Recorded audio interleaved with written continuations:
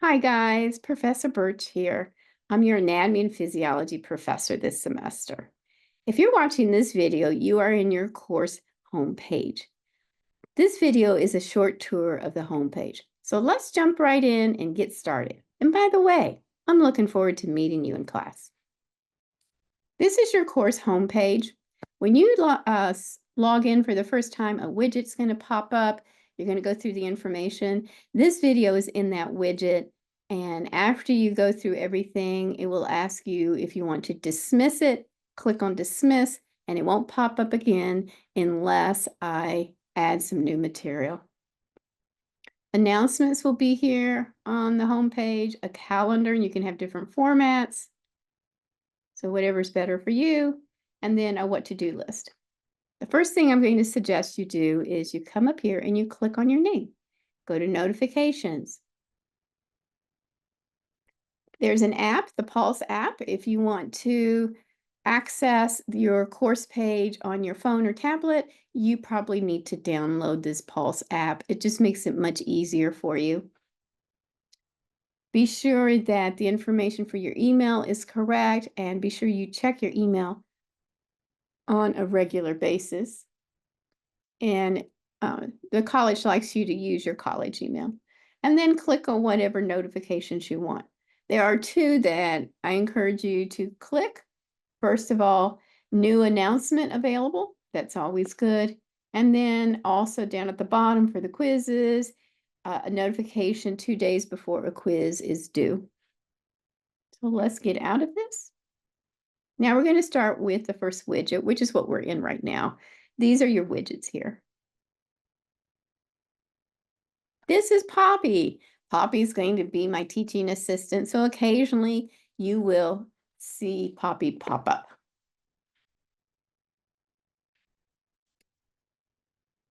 Course structure, how the grades are calculated, something about me, my teaching philosophy, and my contact information. And then the start here. You want to start here. A little introduction of the course. This is going to tell you how the lab and the lectures are set up. You're going to get some hints on how to study for those, and there'll be some helpful links in here.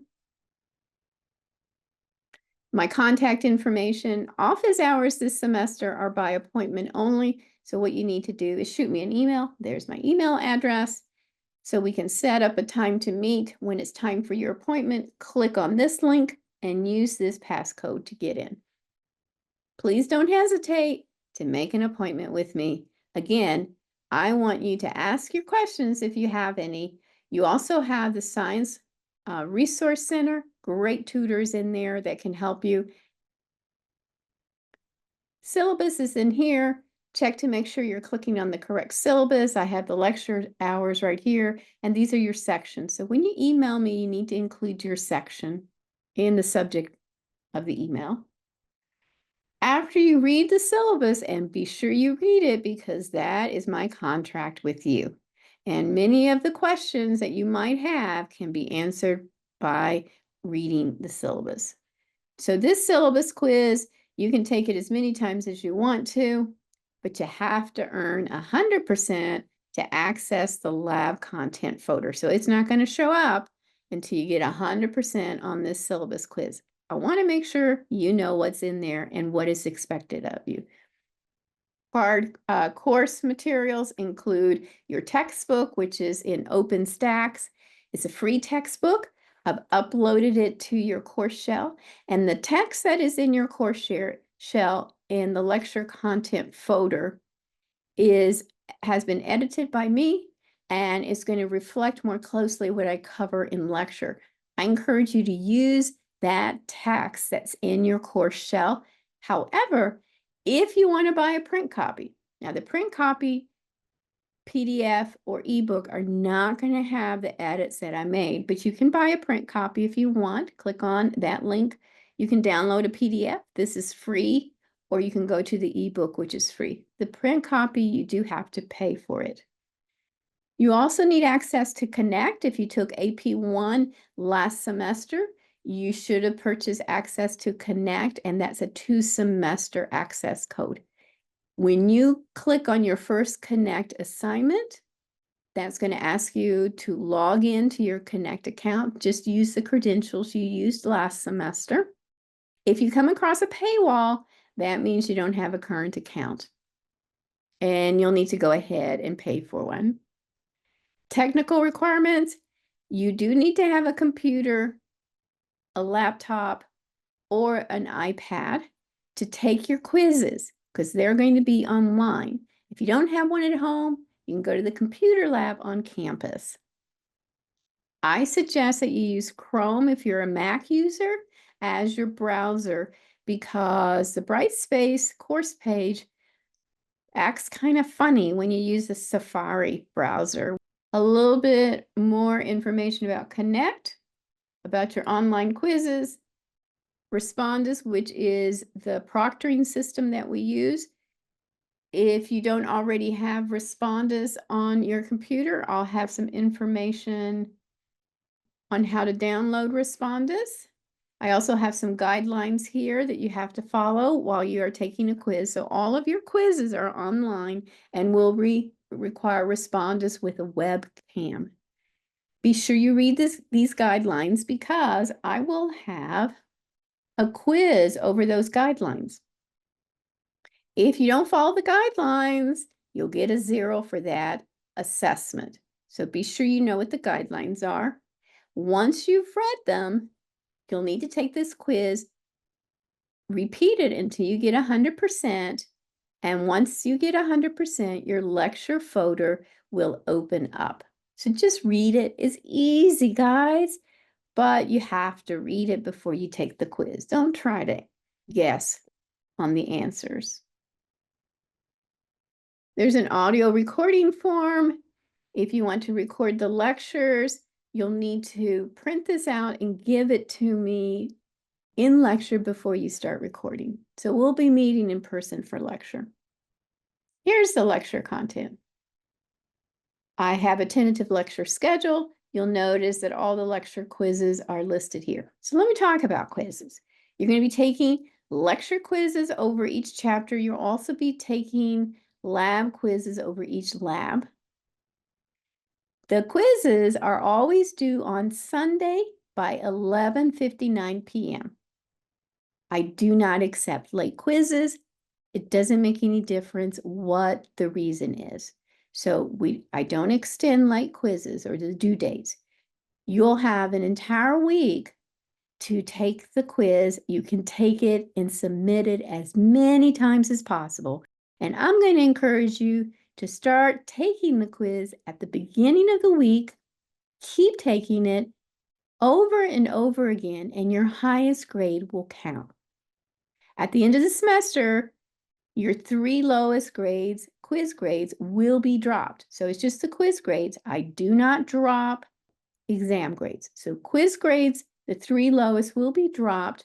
So if for some reason you're sick or an emergency happens and you can't get your quiz in, that's okay. Don't sweat it.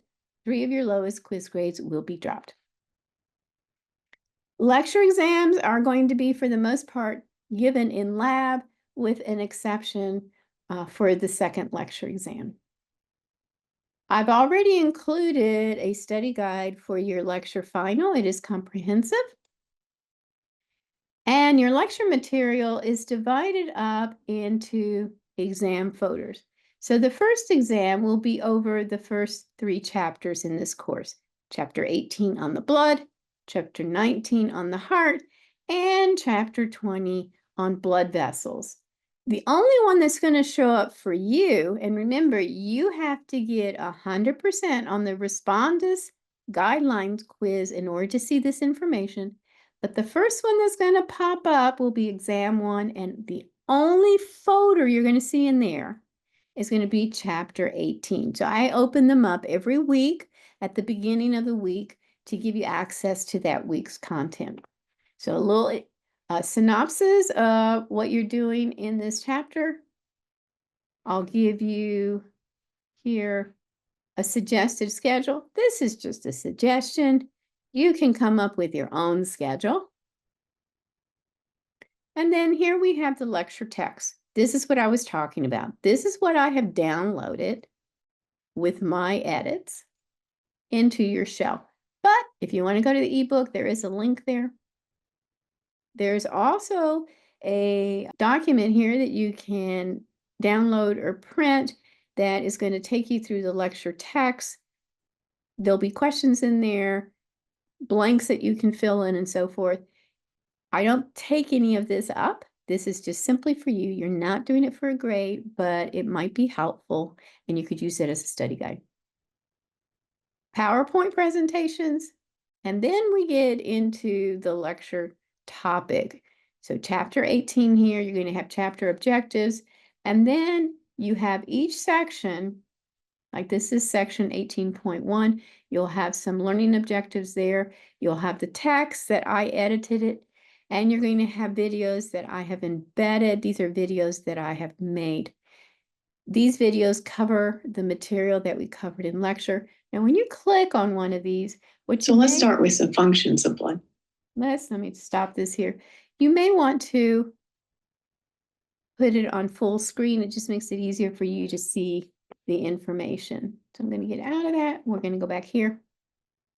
At the bottom of each section, you're going to have a yellow box with questions that will help you review the material in this section to make sure you picked up on the stuff you need to know. The exams are based on what's in this yellow box. So I'm going to scroll down all the way to animations. Occasionally, I'll have animations in here, either from YouTube or Connect. You'll notice here is a Connect animation. Do you see that little Lego symbol there? That will be for Connect. You click on that, you'll go to Connect. If this is your first time going to Connect in this course, it's going to ask you to log in or you're going to get a paywall. Don't access Connect through Google going directly to McGraw-Hill Connect. You always want to access Connect while being in your course shell. Let's move on to lab content. So for lab content, remember, it's not going to show up until you get 100% on your syllabus quiz. You're going to have a lab schedule.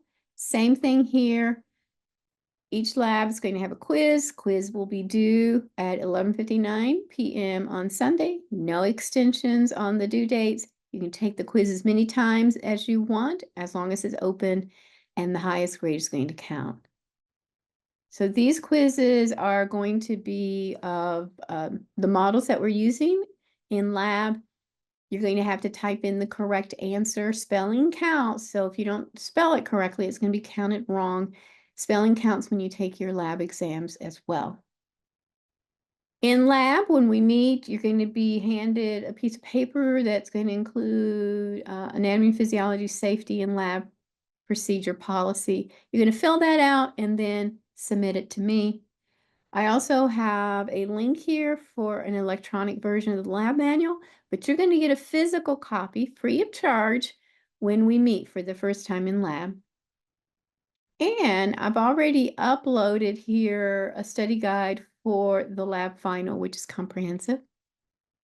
And now the lab is set up the same way as the lecture. I've set it up by exams.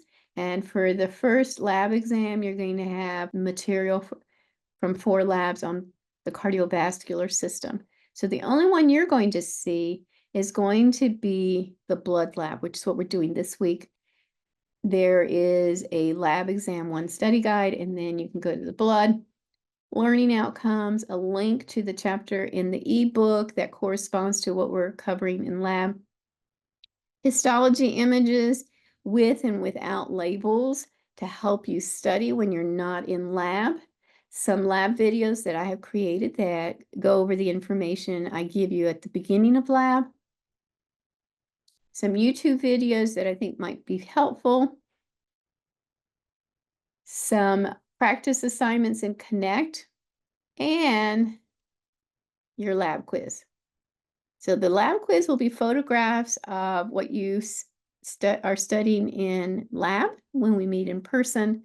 And again, you're going to have to type in the correct answer, and it has to be typed in correctly. So most of this will be identification. However, there are some text-based questions And you can go back to the learning outcomes for that lab, and that'll give you an idea of what types of text-based questions we're going to have.